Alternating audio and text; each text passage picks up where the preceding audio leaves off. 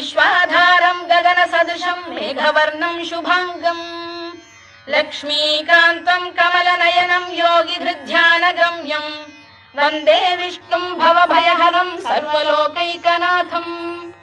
मेघश्यामं पीतकौशेयवासं श्रीवत्साङ्कं कौस्तुभोद्भासिताङ्गम् पुण्योपेतं पुण्डरीकायताक्षं विष्णुं वन्दे सर्वलोकैकनाथम् नमः समस्तभूतानामादिभूताय भूभृते अनेकरूपरूपाय विष्णवे प्रभविष्णवे सशङ्खचक्रं सकिरीटकुण्डलं सपीतवस्त्रं सरसीरुहेक्षणं सहारवक्षस्थलशोभिकौस्तुभं नमामि विष्णुं शिरसा चतुर्भुजम् छायायां पारिजातस्य हेमसिंहासनोपरि आसीनम्